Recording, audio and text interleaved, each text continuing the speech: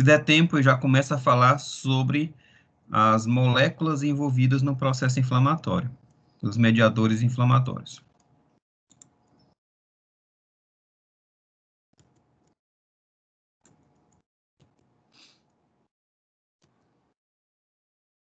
Então, a nossa aula de hoje, a gente vai falar sobre padrões de resposta, os estágios celulares e estágios vasculares do processo inflamatório.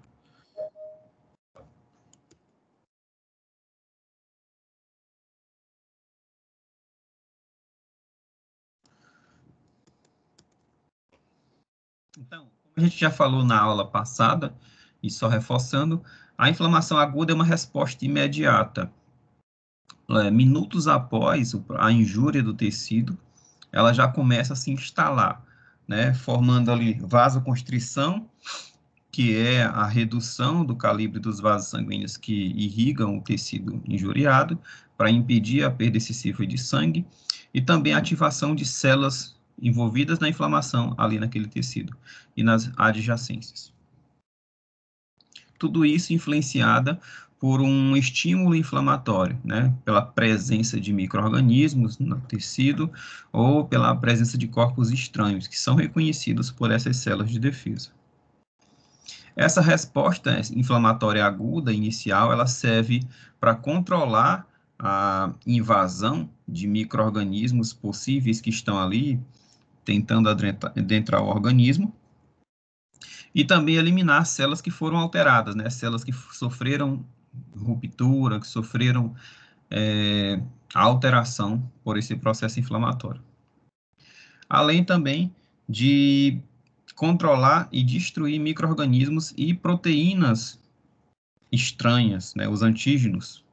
Esse processo ocorre em 2 estágios. O primeiro estágio do processo inflamatório agudo é o estágio vascular, né, que é a resposta dos vasos sanguíneos decorrente do processo inflamatório. Então, o estágio vascular, ele leva a um aumento no fluxo sanguíneo e a alteração de pequenos vasos sanguíneos da microcirculação.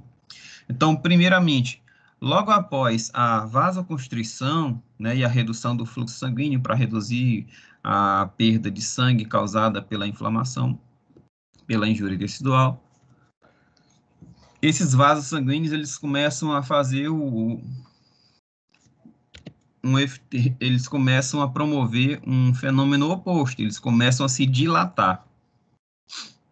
E aí, essa dilatação, ela promove uma migração de células sanguíneas em maior quantidade para o tecido, tá? Porque esse estágio vascular geralmente acontece após a coagulação do sangue. O sangue já coagulou ali na superfície do tecido lesionado, e aí os vasos sanguíneos sofrem dilatação para que o fluxo de sangue aumente naquela região.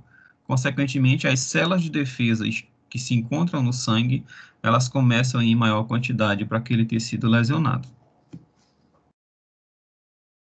E logo após esse processo de vasodilatação, ocorre o estágio celular, que é a passagem, de forma bem resumida, é a passagem das células de defesa que estão no sangue até o tecido para reforçar o combate aos micro-organismos invasores. Então, no estágio celular, esse estágio leva à migração de leucócitos, as células de defesa, ou células brancas, da circulação, né, do sangue. Elas são ativadas e elas chegam ao tecido, são ativadas e propiciam a eliminação do agente injurioso. Então, essa resposta inflamatória tem como finalidade limitar o efeito danoso do agente patológico e remover os componentes teciduais danificados, além de remover o máximo de micro-organismos invasores, também remove as células danificadas. E isso é como se fosse uma limpeza inicial, né, rápida, para que esse tecido, após limpo, ele dê espaço ao processo de reparo do tecido, que vai acontecer em mais 2 etapas subsequentes, né? A formação do tecido de granulação, e depois o processo de preenchimento, que pode ser por cicatrização ou por regeneração. Então, essas alterações dos vasos sanguíneos, elas envolvem as arteríolas, que são as artérias de calibre menor, e os capilares sanguíneos, além das vênulas, que compõem ali a microcirculação. A grande circulação é composta por artérias e veias, e a pequena circulação, arteríolas, vênulas e capilares. Então, esse estágio vascular, ele inicia quase que imediatamente após a injúria. Ele se caracteriza pela vasodilatação, seguido da permeabilidade vascular aumentada. Então, depois que os vasos sanguíneos sofreram vasoconstrição, lá no início, eles vão passar por um processo oposto, que é a vasodilatação, possibilitando ali a passagem de células de defesa para o tecido injuriado. Só que essa vasodilatação, ela também ela é ocasionada principalmente pelo espaçamento das células internas da parede do vaso, que são as células endoteliais. Elas começam a apresentar espaços chamados de fenestrações. Esses espaços possibilitam a passagem de células de defesa, mas também possibilitam a perda de líquido do sangue para o tecido. E aí esse líquido, né, do sangue, ao migrar para o tecido, ele gera ali um aumento de líquido, chamado de edema, que causa o aumento do volume do tecido, o inchaço propriamente dito. Então, a vasodilatação é uma manifestação precoce da inflamação. Elas também vão promover uma constrição transitória, que dura poucos segundos. Essa vasodilatação envolve primeiramente as arteríolas e, em seguida, resulta na abertura dos leitos capilares da área. Como resultado dessa vasoconstrição, a área fica congestionada, rica em sangue, né, causando a famosa vermelhidão no tecido inflamado, também chamado de eritrema, vem de eritron, né, significa vermelho. E, consequentemente, além do tecido ficar vermelho e inchado, né, edemaciado, ele também vai ficar quente, porque o sangue ele é um tecido quente, né? Ele leva ali calor para os demais tecidos. Tecidos com maior perfusão sanguínea, eles tendem a ter uma temperatura mais elevada do que os tecidos com menor perfusão. Esse processo de vasodilatação é induzido por vários mediadores inflamatórios. Mas nós temos dois aí que se destacam: a histamina, que é uma substância liberada pelo mastócito, que é uma célula de defesa do tecido, e também o óxido nítrico, que é produzido pelas células da camada interna do vaso sanguíneo, as células endoteliais. Essa vasodilatação, como a gente já falou, ela é rápida e ela promove essa permeabilidade, promove o afastamento das células internas do vaso sanguíneo, das células endoteliais, e possibilita ali a passagem de células e também de líquidos, né? Esse líquido oriundo do sangue, que é rico em proteínas, que é chamado de exudato, ele começa a passar para os vasos, né, para o tecido adjacente. Essa perda de fluido, ela vai gerar uma concentração aumentada de células do sangue, que vão diminuir ali a velocidade de passagem das células naquela região inflamada, e essas células começam, então, a ter mais facilidade de migrar para o tecido inflamado. Como consequência, né, uma maior concentração de células de defesa no tecido, essas células evitam a disseminação, né, a proliferação, o aumento de células de micro-organismos no tecido.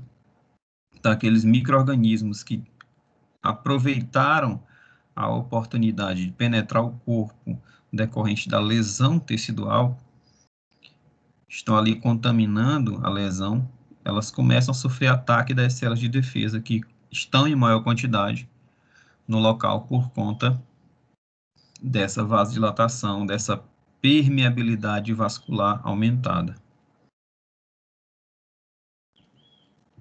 Essa perda de proteínas do sangue na região inflamada, ela vai gerar uma pressão osmótica intracapilar e vai produzir um inchaço, vai aumentar a quantidade de líquidos no tecido e vai gerar o edema.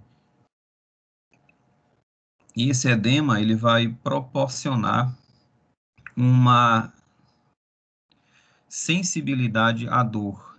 O nome científico para isso é redução do limiar da dor. O indivíduo fica mais sensível à dor quando ele tem um tecido inflamado. Por exemplo, você toca na sua pele e você não sente dor, mas se você tiver com a pele inflamada, por exemplo, você passou o dia no sol, está com a pele toda queimada, um simples toque pode causar dor. Mesma coisa nos dedos, né? Se você tem os dedos não estão inflamados, você toca, não sente dor. Mas se tiver uma unha encravada, se tiver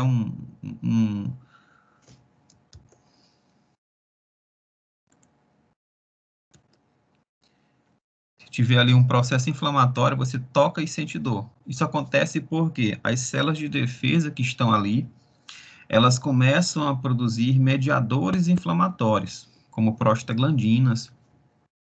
Essa síntese de mediadores inflamatórios acontece principalmente pela metabolização do ácido araquidônico. Vocês já devem ter visto aí nas disciplinas de farmacologia. Então, esse ácido araquidônico que vem lá dos lipídios de membrana, que é quebrado pela fosfolipase A2, libera o ácido araquidônico, e aí as enzimas ciclooxigenase, né, COX-1 e COX-2, começam a transformar esse ácido araquidônico em diversos produtos, como as prostaglandinas. E essa prostaglandina, ela deixa as terminações nervosas mais sensíveis a estímulos dolorosos. Então, você consegue sentir dor com mais facilidade.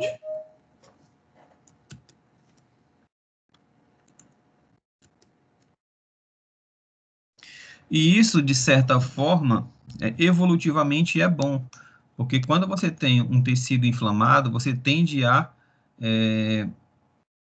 gerar um estímulo, na verdade, um instinto de proteção. Você está com o pé inflamado, você sempre está com aquele instinto de proteger o pé contra possíveis novas inflamações, novas injúrias, né, para possibilitar que aquele tecido ele sofra o processo de cura. Então, você está com um corte no pé e aquele pé está inflamado, aquele processo inflamatório gera uma sensibilidade à dor e você sempre, enquanto teu pé estiver inflamado, você sempre está com aquele instinto de proteger o pé contra novas injúrias. Apesar da sensação de dor ser um processo, ser um fenômeno que incomoda. Mas existem algumas anomalias genéticas de indivíduos que nascem sem sentir dor, eles não conseguem sentir dor. Já é comprovado cientificamente que esses indivíduos têm uma taxa, né, uma sobrevida muito baixa, porque como eles não sentem dor, eles não têm o instinto de proteger o tecido doloroso. Então, eles quebram uma perna, não sentem dor, e às vezes continuam caminhando com o pé quebrado, né?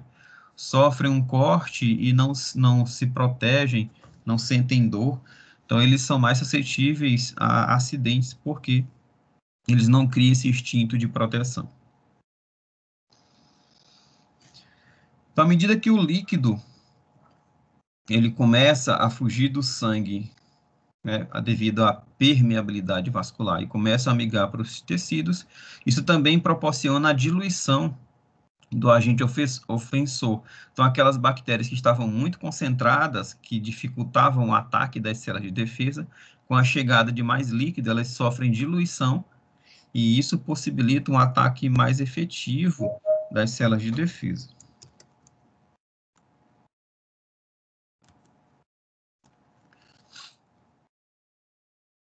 Essa permeabilidade aumentada, que é a capacidade de perder constituintes do sangue o exterior, decorrente do processo inflamatório, é resultante das fenestrações. São espaços entre as células da camada interna do vaso sanguíneo. Então, quando o vaso sanguíneo não está sendo estimulado, as células elas ficam mais ou menos desse tipo, elas ficam extremamente justapostas, não existe espaço entre uma e outra. E isso impede a passagem de líquido e também de células. Mas, quando esses vasos sanguíneos eles sofrem ativação, principalmente pela histamina, que é liberada pelo mastócito, elas começam a formar fenestrações, espaço entre as células, e esses espaços possibilitam a passagem de líquido e de células. Então, quando vocês estudaram, por exemplo, a disciplina de morfo do sistema tegumentar, e vocês estudaram os tipos de epitélios, vocês estudaram lá os epitélios justapostos, os fenestrados, né? Existem vasos sanguíneos que são justapostos, que é a maioria dos vasos sanguíneos. Mas existem vasos sanguíneos que as células do endotélio são fenestradas, existem espaços ali, como por exemplo dos capilares do néfron. Então, como aquelas células ali, os vasos sanguíneos, são responsáveis pela filtração do sangue, naturalmente eles são já fenestrados, eles possibilitam a passagem de moléculas pequenas entre os espaços intercelulares.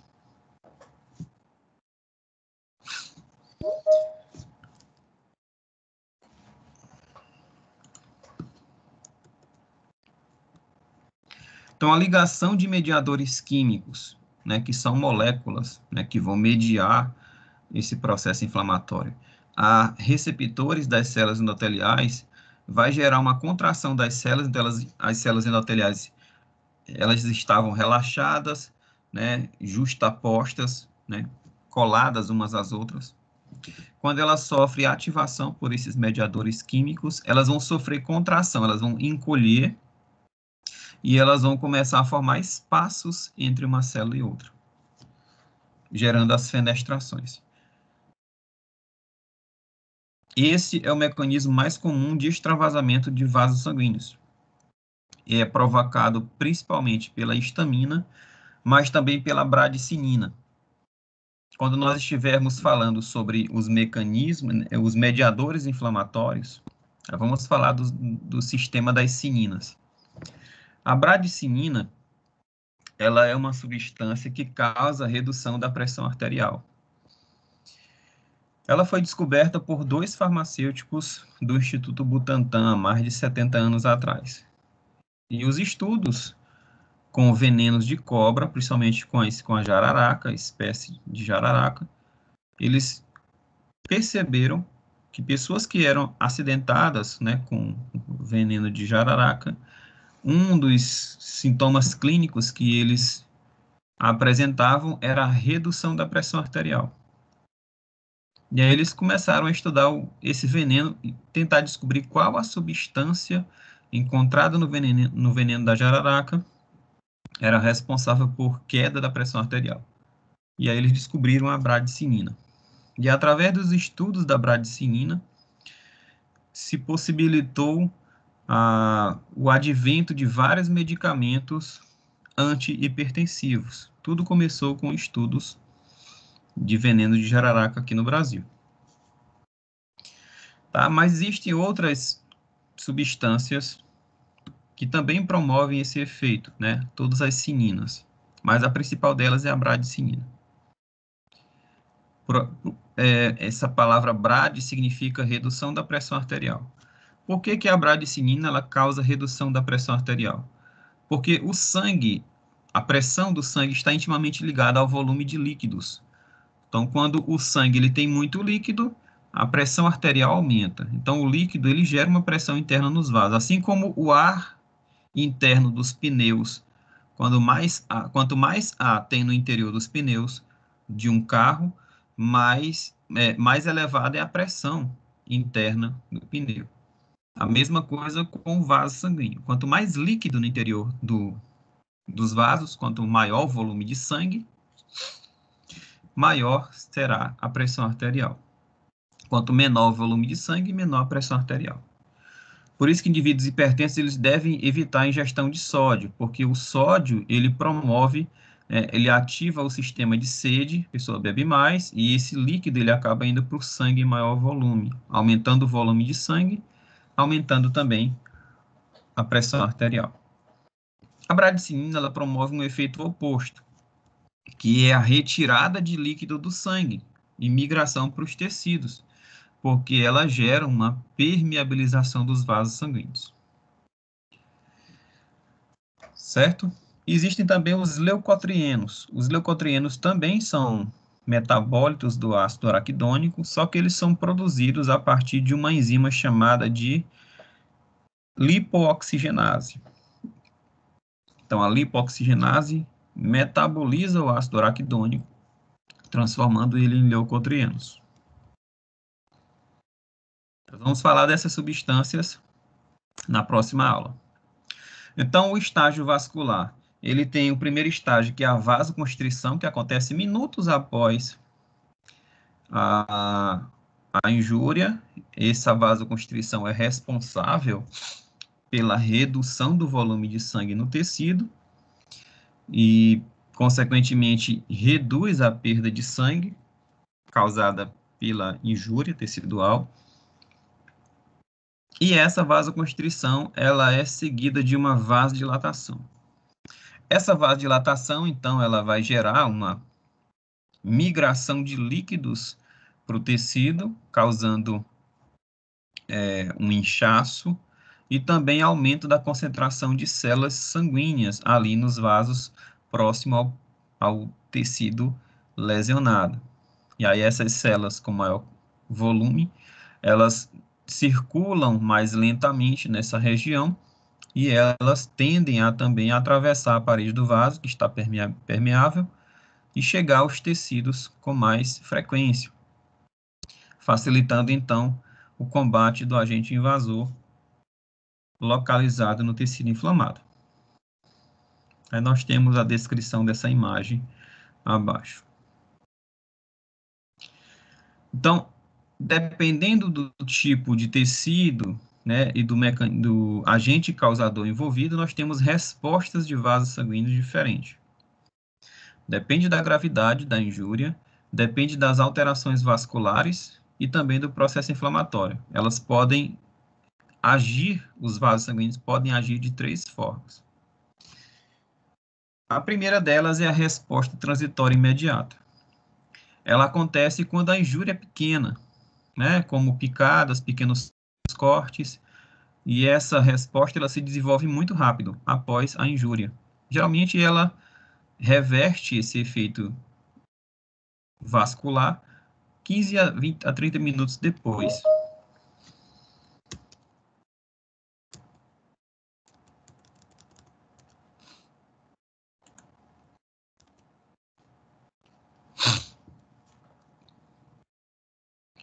Então, essa resposta transitória imediata, ela afeta principalmente as vênulas, de diâmetro de 20 a 60 micrômetros, mas deixam os capilares e arteríolas inalterados. Então, só as vênulas participam desse processo de resposta transitória imediata. Esse mecanismo, embora seja preciso para restrição e efeito, as vênulas, esse mecanismo, de certa forma, ele é um pouco desconhecido. Se sabe que acontece, quanto tempo demora, mas não se sabe ao certo por que que isso acontece. Isso pode ser causado por uma quantidade maior de receptores encontrado nas vênulas. E por conta disso, as vênulas são mais sensíveis a esses estímulos inflamatórios. Também foi sugerido que essa resposta transitória imediata estão relacionados também à adesão de leucócitos, que ocorre predominantemente nas vênulas, na maioria dos órgãos. O segundo padrão de resposta é a resposta sustentada imediata.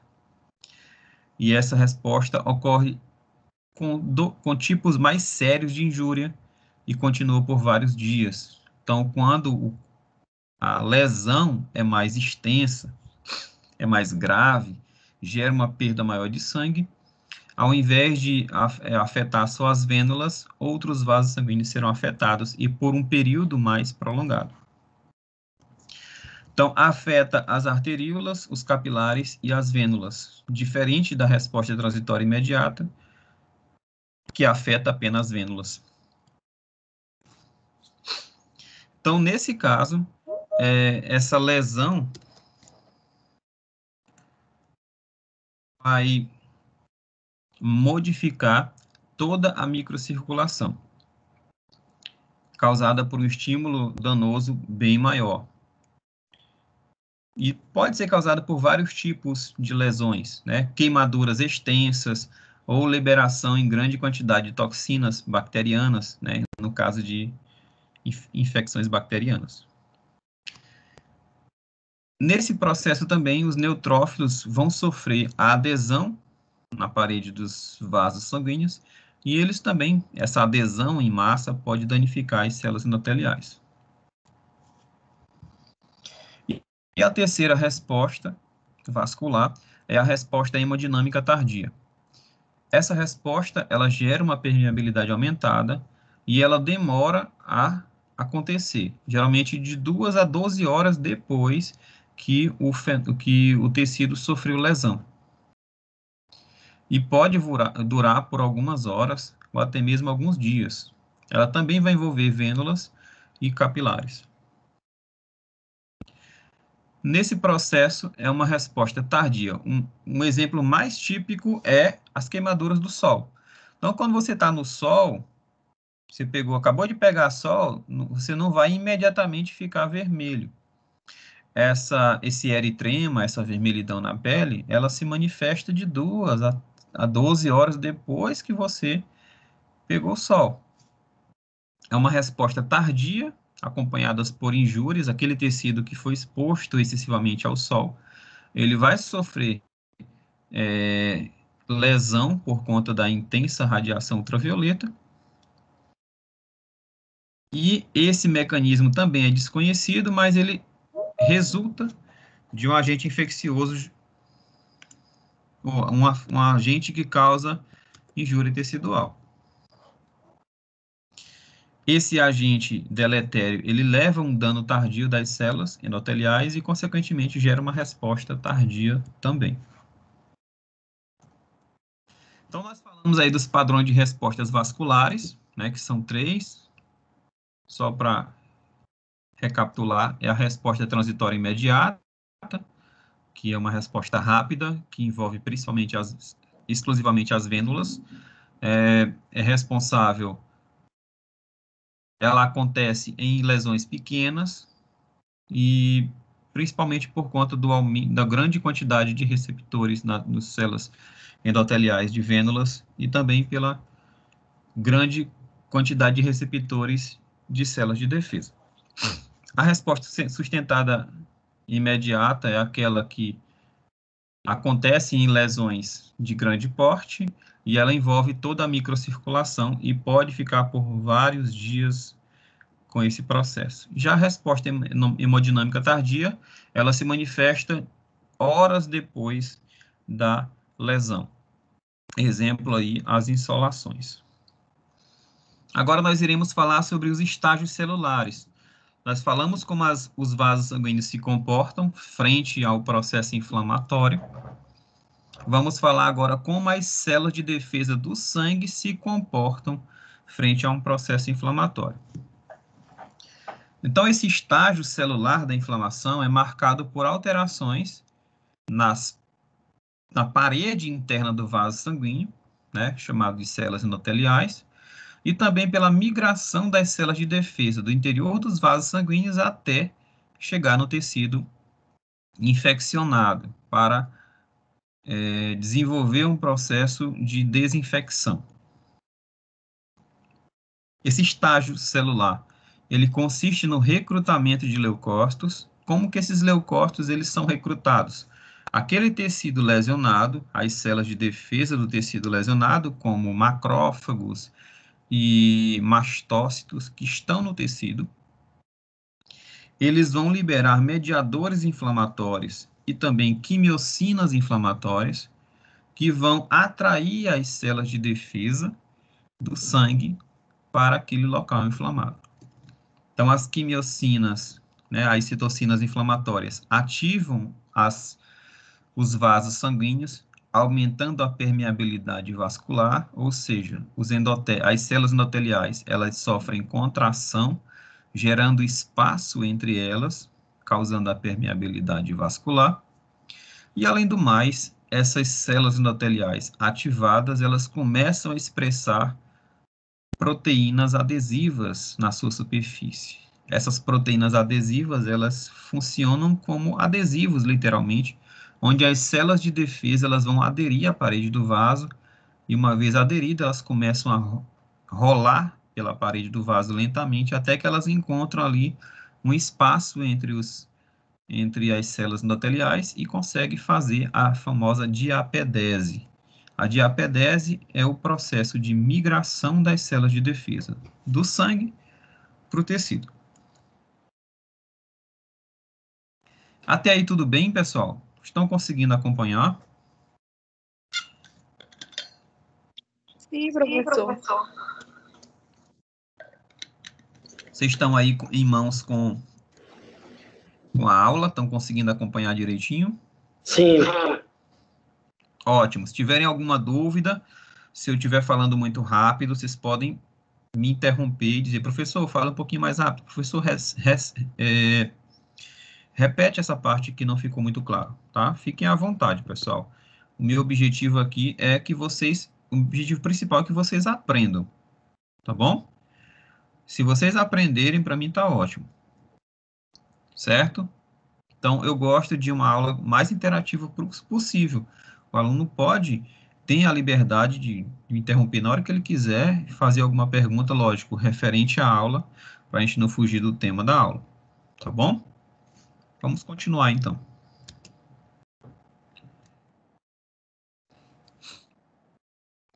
Então, essas células que estão no sangue, células de defesa, elas vão migrar para o tecido numa sequência de eventos que inclui a marginação e adesão dos leucócitos. Primeiro, o que é o movimento de marginação?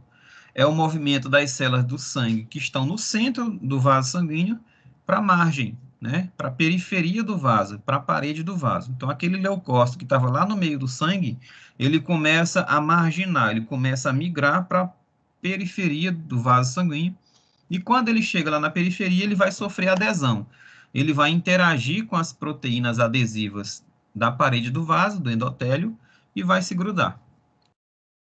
Depois que ele se aderir à parede do vaso, ele vai começar a sofrer um rolamento, né? Que é um movimento de rolagem na parede do vaso, e à medida que ele vai rolando, ele vai interagindo mais com essas células, com essas proteínas adesivas das células endoteliais.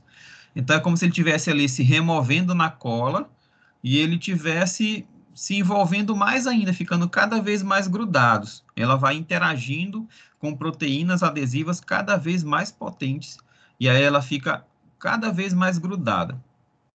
Até que ela fica numa interação tão grande que ela encontra um espaço entre as células endoteliais e faz a migração para o tecido. Ela sai do vaso sanguíneo e vai para o tecido. Então, depois que passou pela etapa de rolamento, vem então a diapedese. A diapedese também chamada de transmigração, que é a passagem da célula de defesa do sangue para o tecido. Quando esse tecido ele chega, ou quando essa célula de defesa ele chega no tecido, e aí a gente faz essa pergunta: e aí, como é que ela sabe para onde que ela tem que ir? Essa migração, ela é direcionada. Como que ela vai ser direcionada? Através das substâncias quimiotáxicas. E o que são substâncias quimiotáxicas? São substâncias que funcionam como uma espécie de cheiro químico. As células elas vão seguindo aquele cheiro e seguindo aquelas substâncias, a trilha de migalhas. Né? Lembra lá do conto João e Maria, que eles seguiam as migalhas de pão? É basicamente isso que os leucócitos vão fazer. Eles vão seguir essa trilha de substâncias químicas e elas, cada vez que elas vão se direcionando, elas vão encontrando mais substâncias químicas em maior concentração. Então, elas vão passando num ambiente que tem poucas substâncias quimiotáxicas até regiões de alta concentração de substâncias quimiotáxicas. E assim ela consegue se direcionar e chegar ao local da inflamação. Assim como você chega em casa com fome, você é direcionado automaticamente para a cozinha, porque lá tá emanando um cheiro agradável do almoço, né? Você acaba sendo direcionado para a cozinha, as células também são direcionadas para o local da inflamação por esse rastro químico de substâncias quimiotáxicas. E aí, quando essa célula de defesa chega lá, o que é que vai acontecer? Ela vai se ativar. Por quê? Porque ela vai interagir com micro-organismos que têm substâncias reconhecíveis por essas células de defesa, que a gente falou na aula passada, nós falamos de receptores de superfície das células de defesa, e também falamos na outra disciplina, né? Quem está tendo a disciplina de física do sistema das doenças infecciosas imunes e virais, na aula de quinta-feira,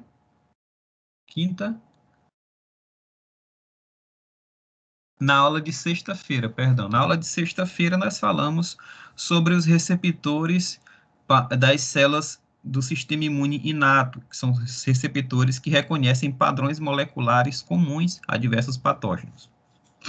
Então, esses leucócitos, quando chegam lá, eles reconhecem a bactéria ou o micro-organismo que está lá envolvido, porque esse micro-organismo ele tem substâncias comuns que o identificam como um agente infeccioso.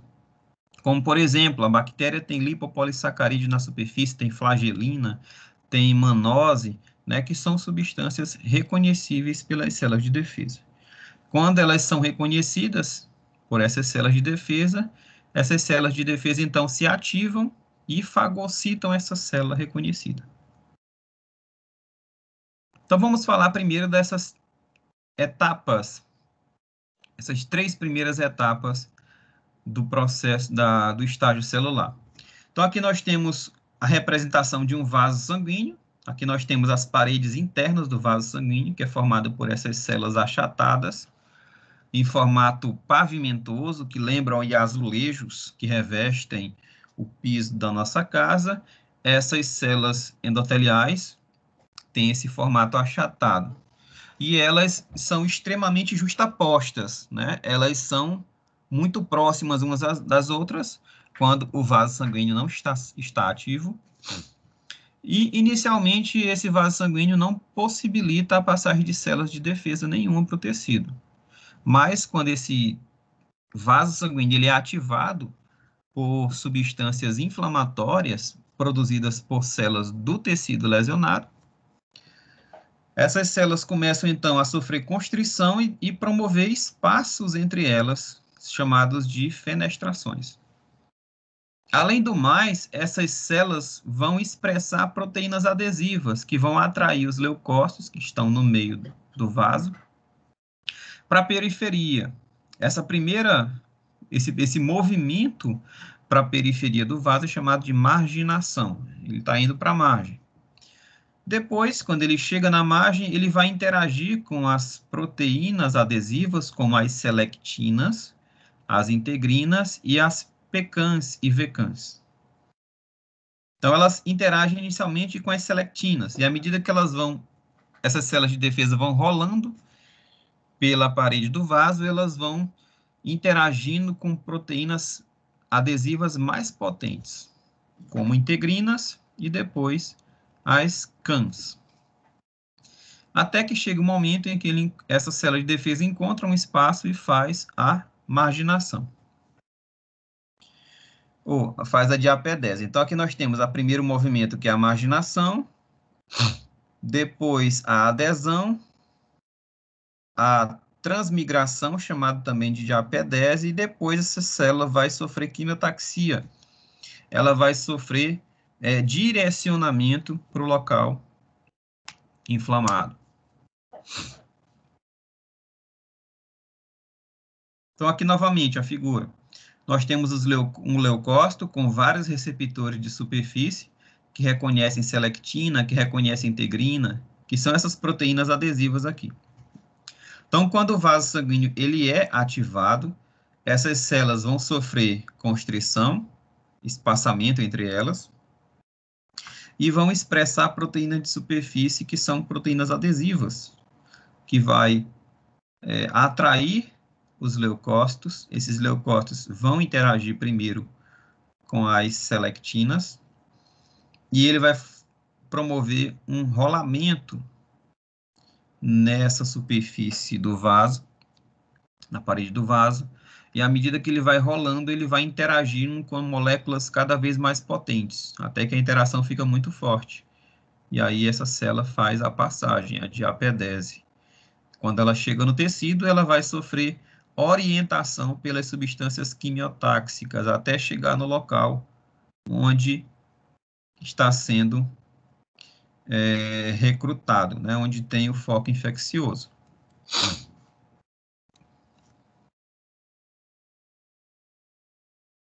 Então, a marginação, adesão e diapedese são as 3 etapas iniciais do estágio celular. Ela promove uma interação cruzada entre os leucócitos do sangue e o endotélio vascular. Então, a marginação é o processo de direcionamento dos leucócitos para a periferia do vaso e, consequentemente, interagindo com as células endoteliais dos vasos sanguíneos. A adesão é desencadeada pela liberação de citocinas e promove a expressão de proteínas adesivas. Essas proteínas adesivas, elas vão estar na superfície das células endoteliais e elas vão promover uma interação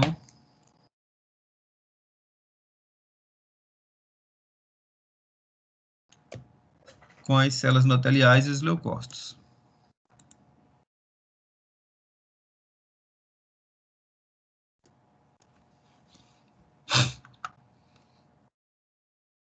Depois que essa interação aconteceu, essa adesão entre leucócito e células endoteliais, vai ocorrer a diapedese ou transmigração, que é a passagem das células de defesa do sangue para o tecido inflamado, né, o tecido adjacente. E essa diapedese, ela acontece sob influência das quimiocinas, as substâncias químicas que direcionam a migração da célula. E elas vão orientar as células de defesa que atravessaram o vaso sanguíneo para o local da inflamação. Então, a adesão é o reconhecimento do endotélio pelos leucócitos. Essa adesão, ela lentifica o seu fluxo, ou seja, as células brancas, elas vão migrar mais lentamente, porque elas estão ancoradas ali com as células da parede do vaso. E promove o movimento de leucócito ao longo da parede do vaso, através do processo de rolamento. Finalmente, esse leucócito ele vai gerar uma interação forte com a parede do vaso, principalmente por interação de moléculas intracelulares como as ICANS. Essa adesão também promove a fenestração de células endoteliais, então as células vão formar espaçamentos entre elas, e essa fenestração permite a transmigração, ou diapedese, permite a passagem da célula do sangue para o tecido. Depois que essa passagem acontece, sob influência de fatores quimiotáxicos, as células de defesa migram através do espaço entre células até chegar no local da inflamação. Então, as moléculas de adesão que promovem o processo de adesão são as selectinas, integrinas, as imunoglobulinas, que estão ali envolvidas no recrutamento de células de defesa. Então, as selectinas são famílias de 3 proteínas intimamente relacionadas, como a P-selectina, E-selectina e L-selectina.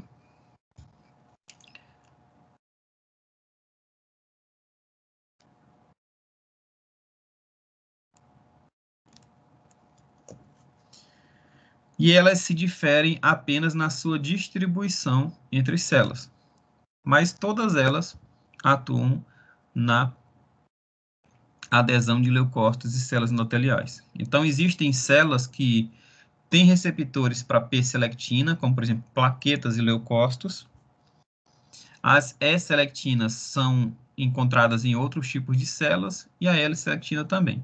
Então, dependendo do tipo de célula envolvida, nós temos a expressão de um dos 3 receptores, ou até mais de um. As integrinas são proteínas que promovem também interação entre células e também entre células e a matriz extracelular. E as moléculas de adesão, né, é da superfamília das imunoglobulinas, que tem as ICANS 1, ICAN 2 e as de vasos sanguíneos, as VCANs. Todas elas têm a função de gerar interação intensa entre leucócitos e as células endoteliais. E a quimiotaxia, que é a outra etapa do estágio celular. Então, o primeiro estágio, a primeira fase do estágio celular é a marginação. O segundo estágio é a adesão. O terceiro estágio é o rolamento. O quarto, diapedese. E o quinto, a quimiotaxia. Então, a quimiotaxia é o movimento de células de defesa orientadas por substâncias químicas para o local da inflamação. Então, o movimento das células de defesa são guiadas por essas substâncias. E que substâncias são elas? Elas são substâncias secretadas por células de defesa. Algumas são resíduos bacterianos e outras são fragmentos de células. E também fragmentos de proteína do sistema complemento, como o fragmento C3A e o C5b.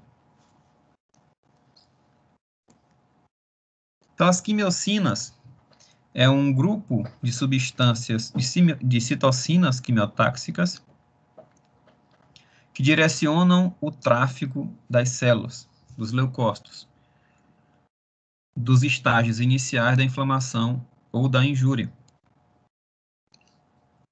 Então, várias células do sistema imunológico e até células que não fazem parte do sistema imune secretam substâncias quimiotáxicas, né?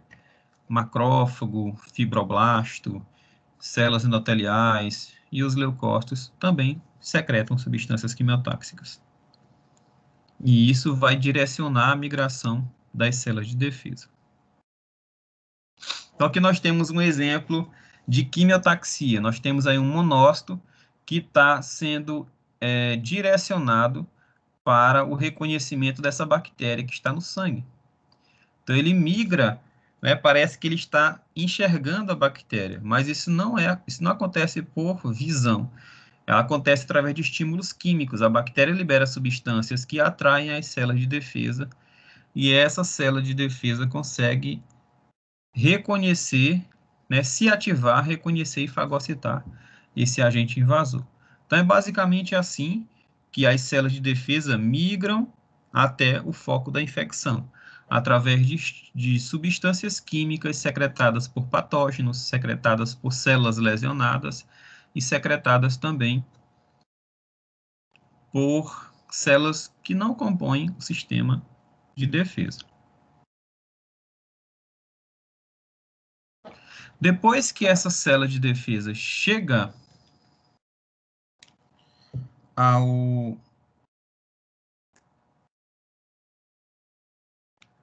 ao local do processo inflamatório, vai ocorrer as duas últimas etapas do estágio celular, a ativação do leucócito e depois o processo de fagocitose.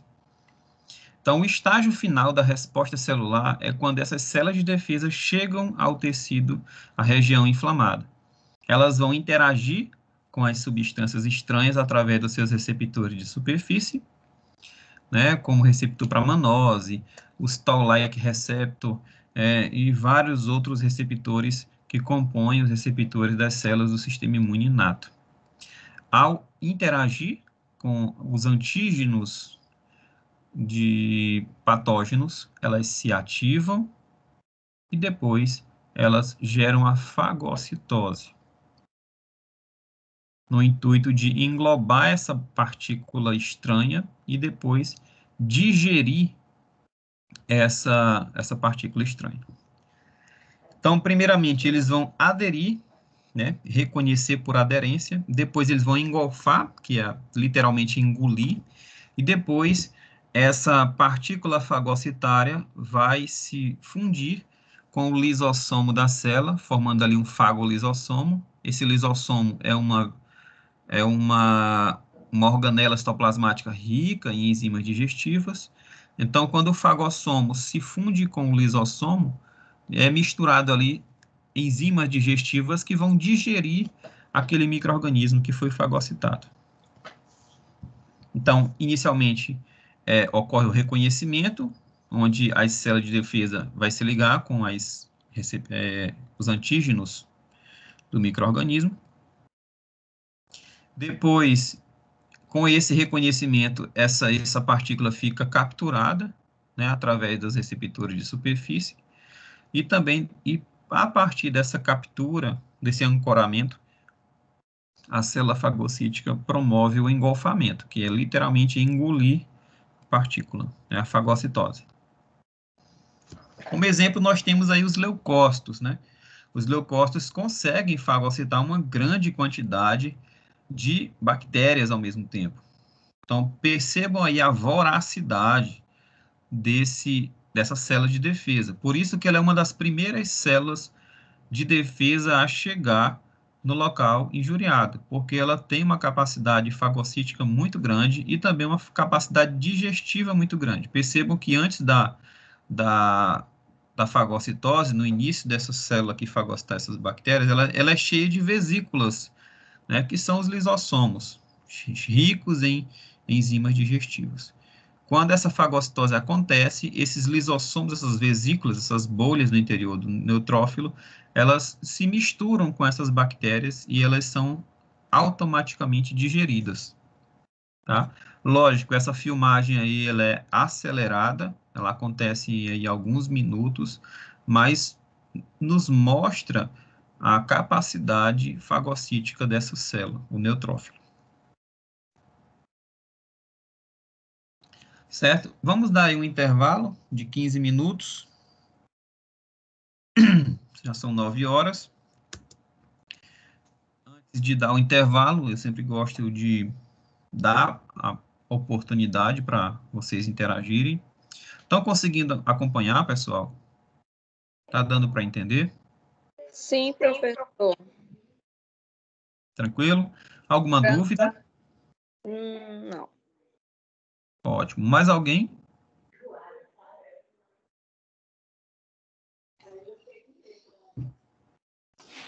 Não, tranquilo, tranquilo. Tranquilo, Dócio? Está dando para acompanhar?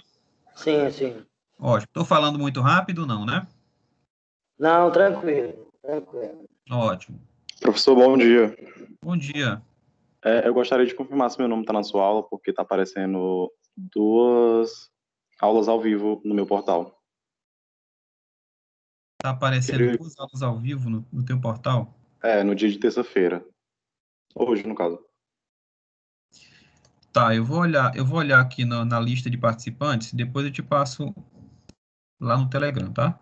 Tá ok, porque eu acho que deve ser algum erro no portal, não sei. Aí eu queria só confirmar. Tá, eu vou olhar aqui rapidinho durante o intervalo e te respondo no retorno, tá bom? Beleza, tá ok. Mais alguém, pessoal? Tranquilo? Se alguém tiver a mesma dúvida, ou o mesmo problema que o Caleb tá tendo, está aparecendo duas disciplinas ao mesmo tempo no calendário ao vivo, me passa o nome que eu dou logo uma olhada, tá bom? Então vamos para o intervalo, nós voltamos daqui a 15 minutos, às 9h20, tá? A gente retorna às 9h20, tá bom? Até daqui a pouco.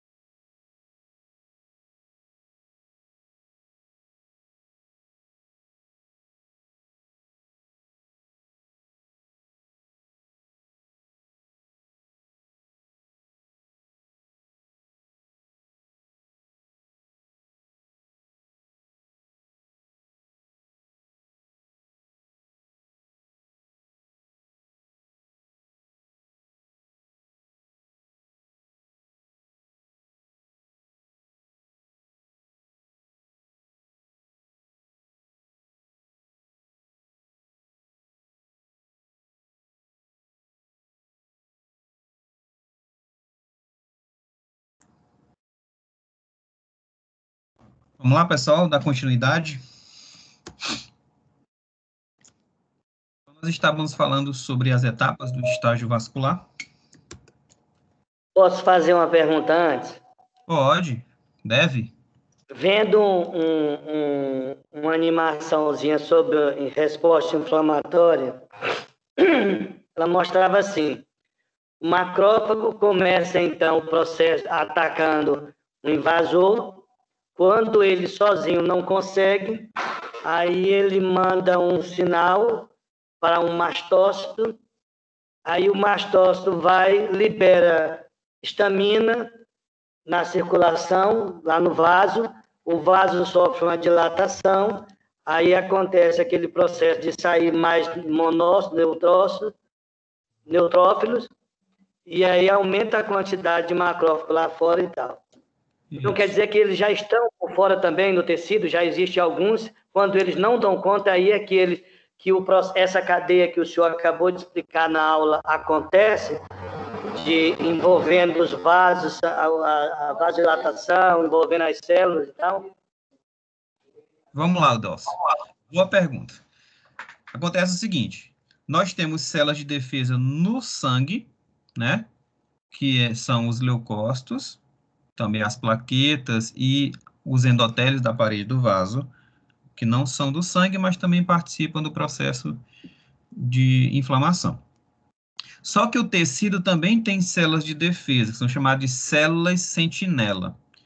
São essas duas.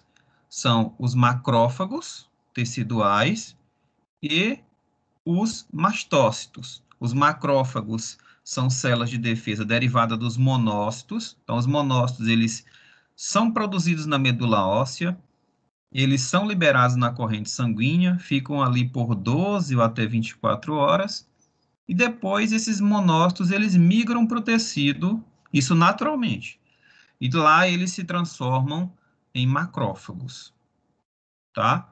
E os mastócitos são derivados dos basófilos. Então, os basófilos são produzidos na medula óssea, migram para a corrente sanguínea, e cerca de 12 horas depois eles migram para os tecidos, principalmente para as mucosas do trato digestório, do trato respiratório, para a pele, mucosa do trato genital.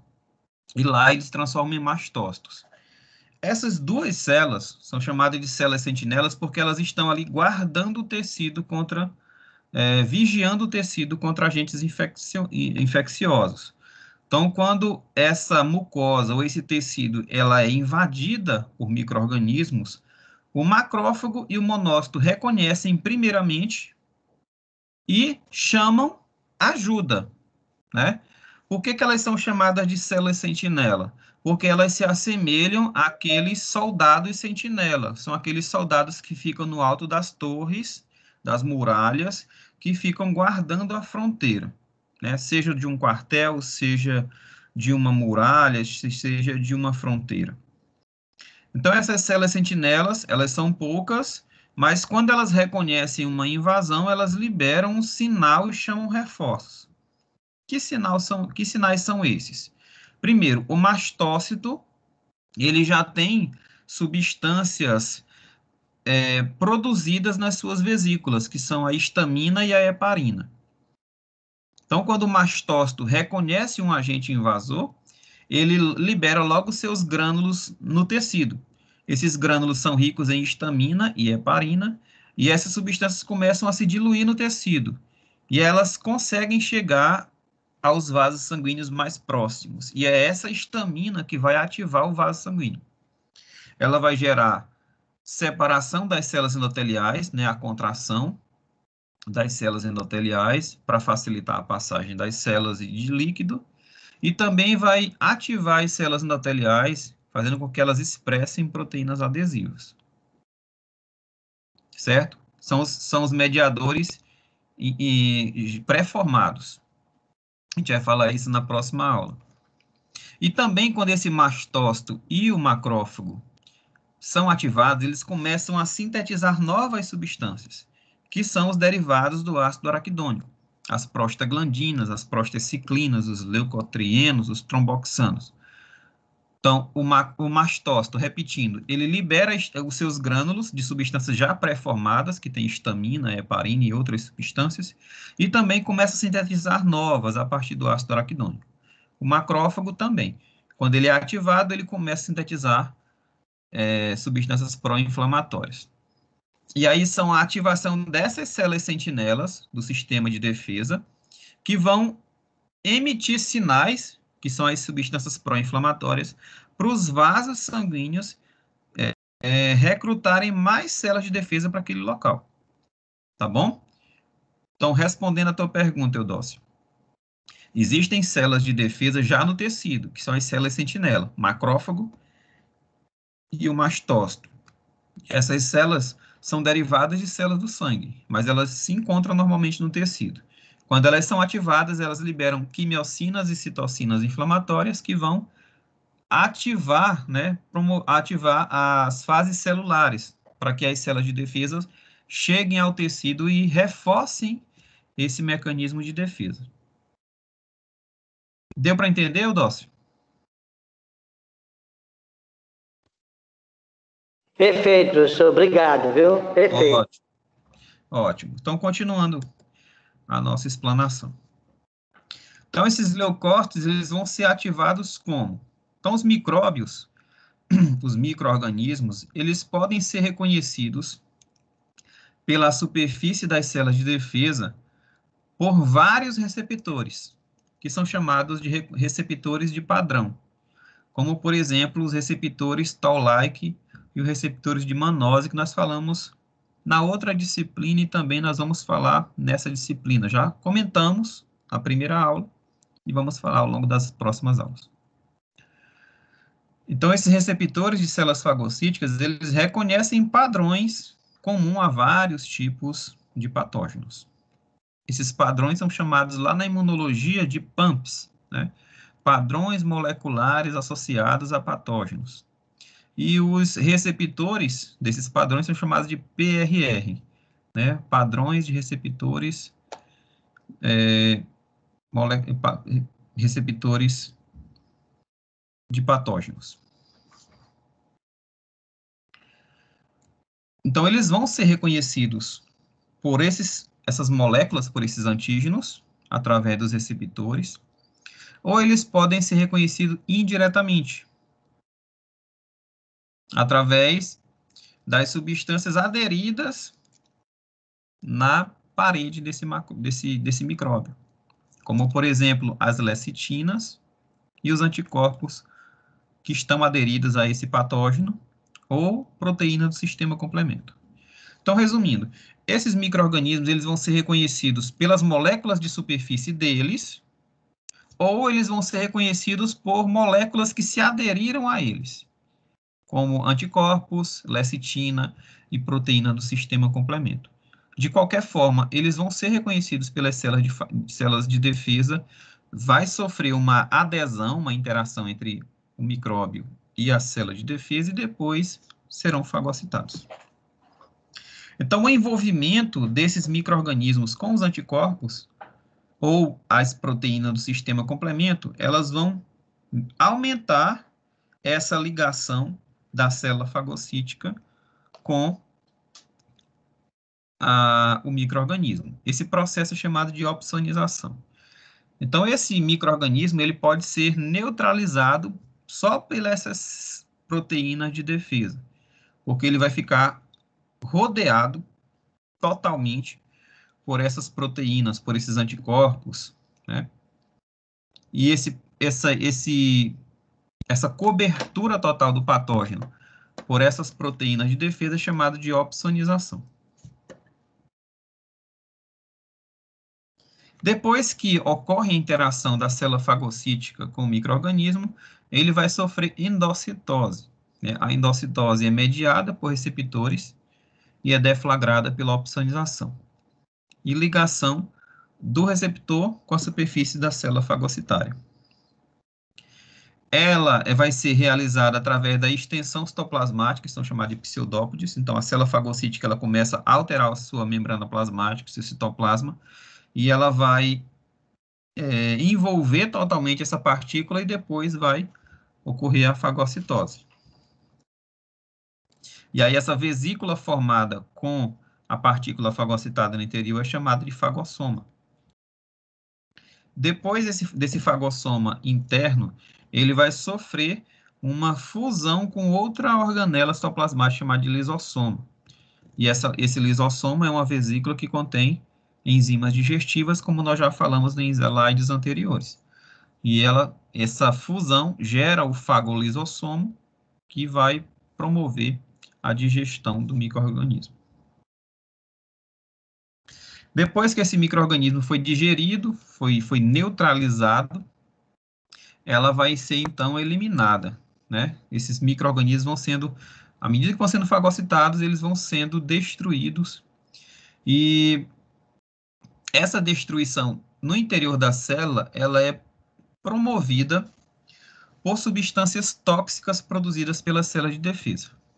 Então, as células de defesa, elas produzem substâncias microbicidas, como, por exemplo, substâncias tóxicas à base de nitrogênio e de oxigênio, como, por exemplo, o ácido hipocloroso e também o peróxido de hidrogênio, além de enzimas digestivas, de proteases e também de defensinas.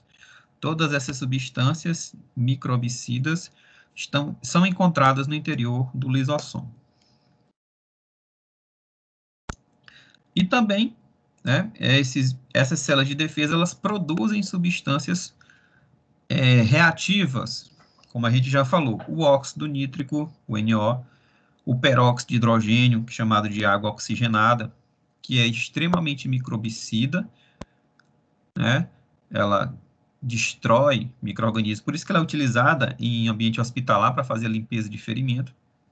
E o ácido hipocloroso, que também tem um cloro ativo ali, que também é extremamente microbicida. Como eu já falei, esse ácido hipocloroso, nós utilizamos um derivado desse ácido hipocloroso nas nossas residências, principalmente durante esse período de pandemia. Nós não temos ácido hipocloroso em casa, mas nós temos um sal derivado desse ácido hipocloroso, uma solução desse sal, que é chamado de hipoclorito de sódio. O hipoclorito de sódio é o nome científico da água sanitária. Então, se você olhar lá na água sanitária, o rótulo dela diz que é uma solução de 1% de hipoclorito de sódio, 1%. E esse sal, ele tem praticamente o mesmo efeito do ácido hipocloroso, de destruir proteínas e carboidratos da superfície do patógeno e gerar destruição do micro-organismo. E o ácido hipocloroso, ele é muito mais eficaz do que o próprio álcool A70. Então, existem várias enzimas envolvidas para a síntese dessas substâncias, como a mieloperoxidase, a nicotinamina adenina de nucleotídeo fosfatada, a óxido nítrico sintetase, são enzimas que as células de defesa possuem para sintetizar essas substâncias microbicidas. Então, existem várias reações químicas, várias vias metabólicas que vão produzir essas substâncias microbicidas que vão melhorar a resposta celular contra os processos infecciosos. Inclusive, existem doenças genéticas que dificultam a síntese dessas substâncias microbicidas, e o indivíduo ele vai ter uma uma imunodeficiência congênita. Existem indivíduos que não conseguem sintetizar alguns dessas substâncias, e por conta disso elas são mais suscetíveis a processos infecciosos, tá? Mas isso não é alvo do nosso estudo aqui. E aí o que eu acabei de falar, indivíduos nascidos com defeitos genéticos em algumas dessas enzimas apresentam uma condição de imunodeficiência congênita e eles ficam mais suscetíveis a repetidas infecções bacterianas.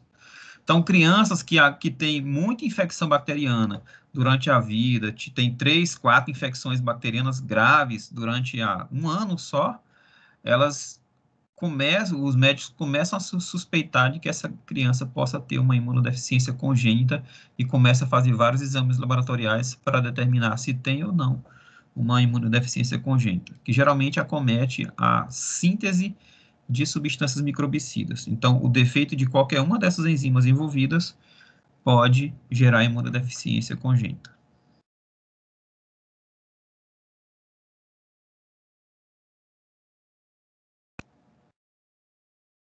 Então, aqui nós temos um vídeo, uma animaçãozinha que mostra as principais etapas celulares que a gente já falou, tá? Eu vou deixar de falar e vocês vão lendo a legenda para vocês entenderem todo o processo.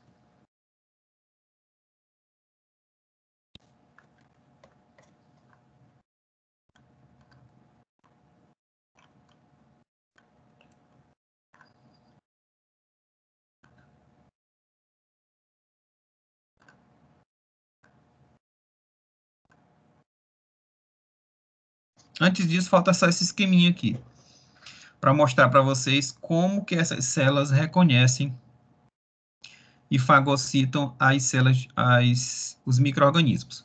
Então, aqui nós temos uma célula de defesa, um neutrófilo, e nós temos uma bactéria. Essa bactéria ela vai ser reconhecida por esse neutrófilo, porque na superfície da bactéria tem frações do sistema complemento na superfície aderida, e também substâncias inerentes a bactérias que o neutrófilo também tem receptor. Então, esse neutrófilo vai reconhecer essa bactéria pelas suas moléculas comuns a patógeno ou porque tem proteínas, né, fragmentos de proteína do sistema complemento na superfície. Então, vai ocorrer uma interação entre o micro-organismo e a célula de defesa, vai se formar o fagossoma, né, os pseudópodes que vão se unir e vai dar origem ao fagossoma, que é essa vesícula interna. Depois que ocorre o fagossoma, os lisossomos, que são vesículas ricas em enzimas digestivas, vão se unir a esse fagossomo, formando o fagolisossomo. E aí essa bactéria vai começar, então, a ser digerida. Aqui nós temos a legenda da figura, com todas as etapas envolvidas. Então, vamos lá para o vídeo. Leukocytes are white blood cells that help.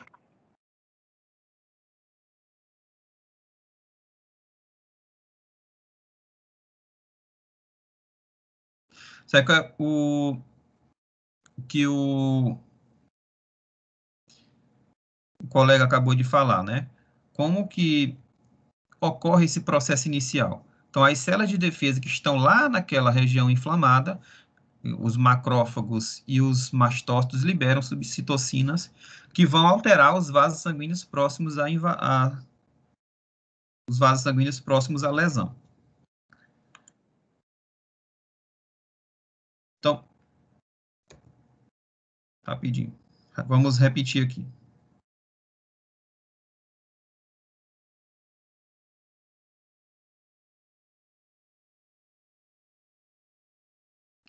Então, esse sítio de agressão, as células sentinelas vão liberar as citocinas inflamatórias e vão alterar a parede do vaso inicialmente, e também induzir a expressão de proteínas adesivas na superfície das células endoteliais.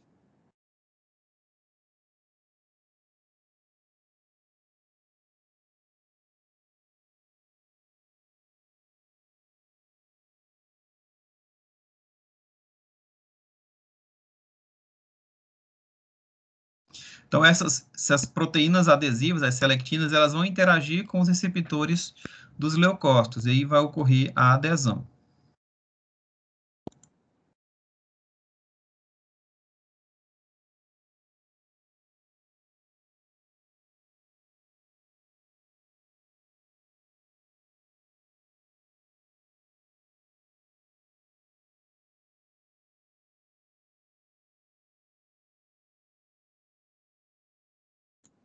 Então, elas interagem com as selectinas e começam a fazer o rolamento. até que elas vão aumentando a interação com outras moléculas, até que elas consigam fazer a diapedese, que é a passagem do vaso para o tecido inflamado. Isso aqui é uma animação, mas a gente vai ver um vídeo posteriormente. Desculpa. A gente vai ver um vídeo posteriormente que é uma imagem real desse processo.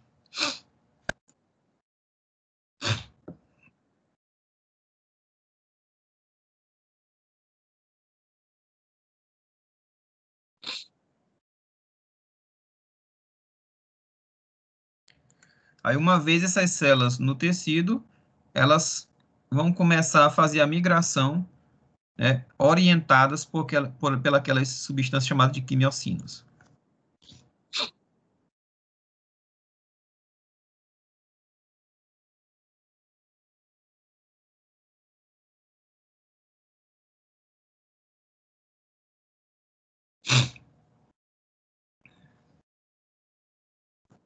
Então, aqui nessa imagem, dá para perceber que tem dois vasos sanguíneos.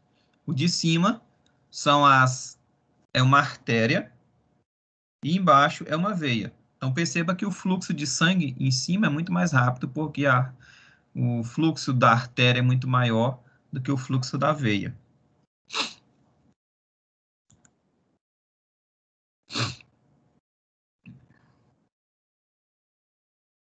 Aqui dá para perceber que tem alguns leucócitos que estão migrando de forma lenta, porque eles já estão aderidos e estão fazendo o rolamento.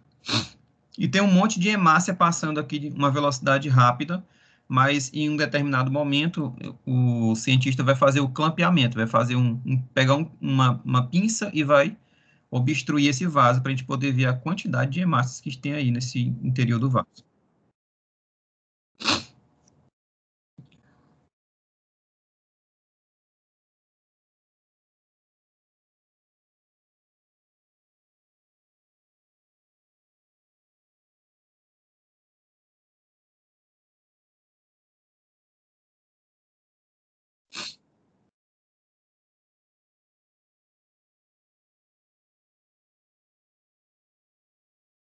Então, aqui ele fez o clampeamento da veia. Dá para ver que tem um monte de células aqui que são hemácias. A maioria, elas não se aderem à parede do vaso, só os leucócitos. Então, dá para perceber que aquele vulto que a gente passa são um monte de hemácias migrando.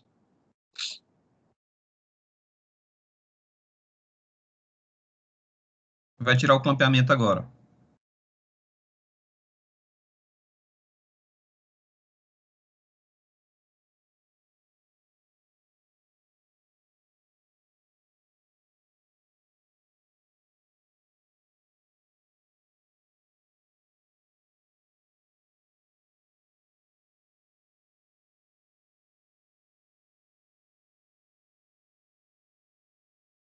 Temos uma outra animação que resume também o que a gente já falou. Desde o processo da injúria, que aí está sendo exemplificado como um espinho que foi espetado no dedo da pessoa.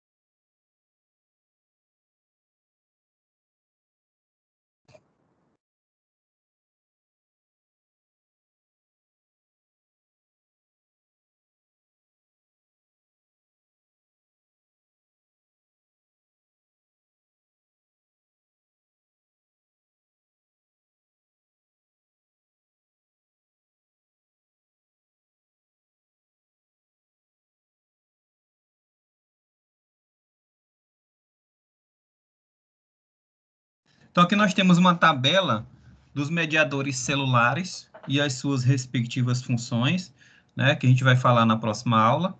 A histamina, que é uma das primeiras substâncias liberadas no processo inflamatório, que é liberada pelo mastócito, é uma substância já formada e armazenada nos vasos do mastócito, dos grânulos do mastócito.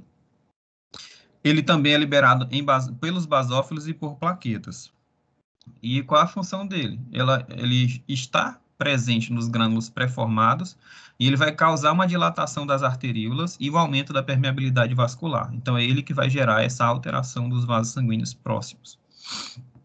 O óxido nítrico, ele é um gás que é solúvel no sangue e ele é produzido pelos macrófagos e células endoteliais. Ele também é um vasodilatador e também relaxa a musculatura dos vasos sanguíneos, gerando vasodilatação. Ele reduz a agregação plaquetária, tem ação antimicrobicidas em altas concentrações. Os leucotrienos são derivados do ácido araquidônico, né, pela ação da lipoxigenase, e vários leucócitos produzem os leucotrienos. Ele promove a adesão dos leucócitos ao endotélio, facilitando a migração, e também induz a produção daquelas espécies reativas de oxigênio, que são microbicidas, encontradas principalmente no neutrófilo. As prostaglandinas são substâncias pró-inflamatórias, também derivadas do ácido araquidônico, mas através da ação da ciclooxigenase, da COX. Ela é produzida pelos mastócitos e também por outras células de defesa. Causa de vasodilatação e também ela é responsável, essas prostaglandinas, pelos sinais sistêmicos da inflamação, causando dor e febre. Os fatores de necrose tumoral interleucina 1 são citocinas produzidas pelo macrófago e também, além de serem quimiotáxicas, elas também geram os sinais sistêmicos da inflamação, dor, febre, perda de apetite, irritabilidade, perda de peso, aumento dos batimentos cardíacos, perda do sono, além de outras citocinas, como interferon gama e interleucina 8, que tem aí suas respectivas funções. Então, aí nós temos uma tabela também que tem as principais características dos processos inflamatórios agudos e crônicos, né, só para resumir. A inflamação aguda é causada por patógenos orgânicos, radiação ionizante, agentes químicos e trauma mecânico. Já a inflamação crônica é quando o agente inflamatório ele persiste, né, como objetos estranhos, e outros micro-organismos que não conseguem ser expulsos rapidamente. E também processos autoimunes. A inflamação aguda envolve principalmente neutrófilos, mas também monócitos, macrófagos e mastócitos. E a inflamação crônica, né, envolve mais as outras células, exceto o neutrófilo, macrófago, linfócito e fibroblastos. Na inflamação aguda, nós temos os mediadores iniciais, como aminas vasoativas, os eicosanoides, que são as prostaglandinas, além de quimiocinas, espécies reativas de oxigênio. Na inflamação crônica, nós temos a influência do interferon gama, citocinas, fatores de crescimento e também enzimas hidrolíticas. A inflamação aguda tem um início imediato, já a inflamação crônica tem um início tardio. A inflamação aguda dura poucos dias e a crônica pode durar meses ou até anos. A inflamação aguda, ela evolui pelo processo de cicatrização e pode gerar a formação de um abscesso, né, que é a formação daquela vesícula com pus. O pus ele é formado pela morte das células de defesa, juntamente com tecidos danificados e restos de micro-organismos, e também de exudato. Tudo junto gera aquela substância viscosa, conhecida como pus. E a evolução da inflamação crônica pode gerar uma destruição tecidual e formação de um tecido mais endurecido, chamado de fibrose. Aqui nós temos uma figura que representa os principais constituintes celulares e não celulares do processo inflamatório. E aqui nós temos um mapa mental que resume alguns pontos principais do processo inflamatório. Tranquilo, pessoal? Deu para entender? Deu para acompanhar?